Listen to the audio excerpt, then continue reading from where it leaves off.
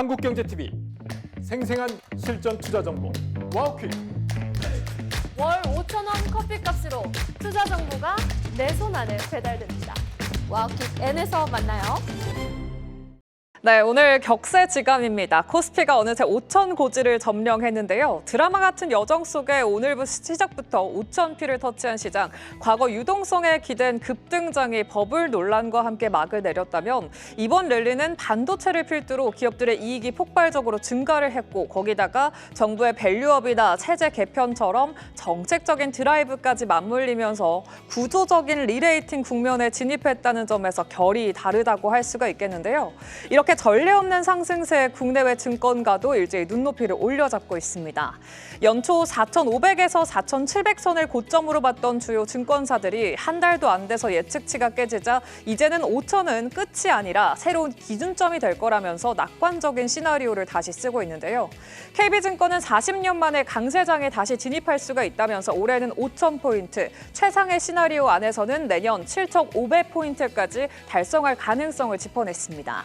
한편 JP모건은 최대 6,000선을 터치할 수 있다면서 한국 정부의 밸류업 프로그램을 주목해야 한다고 강조했는데요. 국내 증권사들의 전망치도 확인을 해보시면 신한과 DS투자증권이 5,800포인트로 전망치를 상향했고요.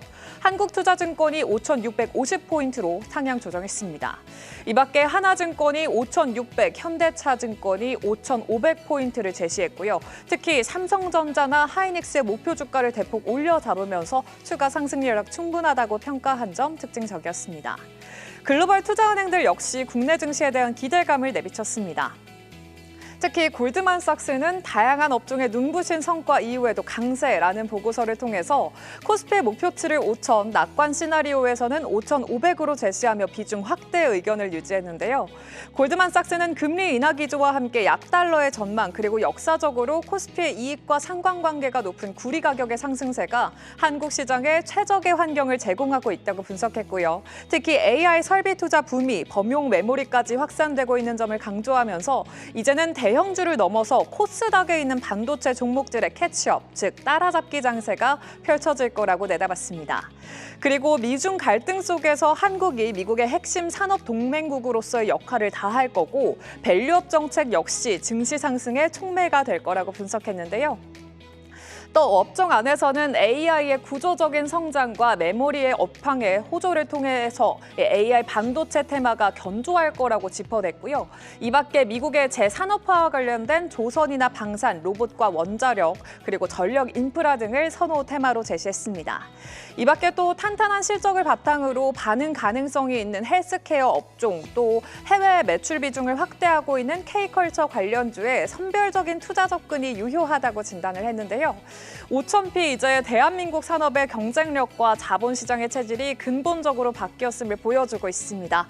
이 한국 증시의 새로운 황금기를 맞은 오늘 과연 이런 코스피의 상승세가 언제까지 지속될지 가장 큰 물음표일 테고요. 그리고 시장 흐름도 있겠죠.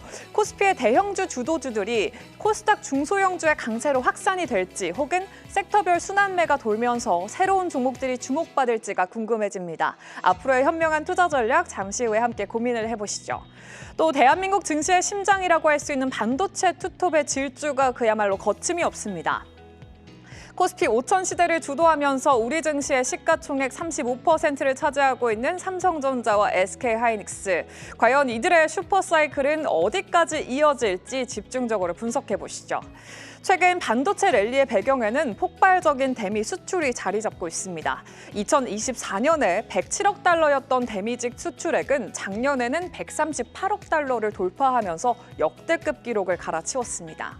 인공지능 산업의 폭발적인 성장으로 인해서 공급이 수요를 따라가지 못하는 공급자 우위 국면이 계속되고 있는 덕분인데요. 시장은 이미 호황기에 진입했죠. 삼성전자는 최근 공급 제약과 제조 원가 상승을 이유로 모든 메모리 제품 가격을 최대 80%까지 인상하겠다고 공식 발표를 하기도 했습니다. HBM 등 고부가 제품의 생산 능력이 집중되면서 범용 메모리까지 공급 부족 현상이 심화된 결과로 풀어볼 수가 있겠는데요. 향후 전망치는 더 놀라운 상황입니다.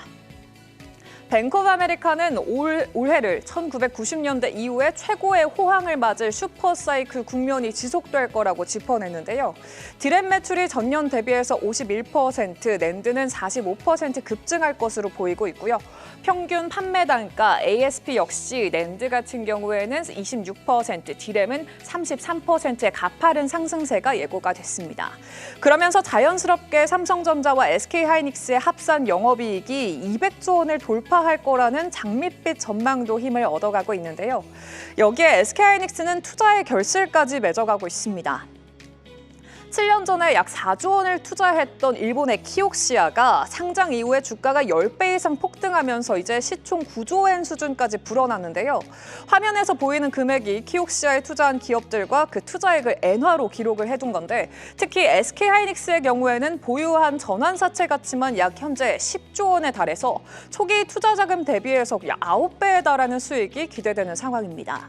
그리고 삼성전자의 경우에는 TSMC가 내년까지 3나노 공정 캐파가 모두 꽉 찬 상황이라서 이 삼성전자 파운드리가 AMD나 퀄컴 같은 대규모 파운드리 수주를 따낼 수 있다는 분석도 나오고 있는데요.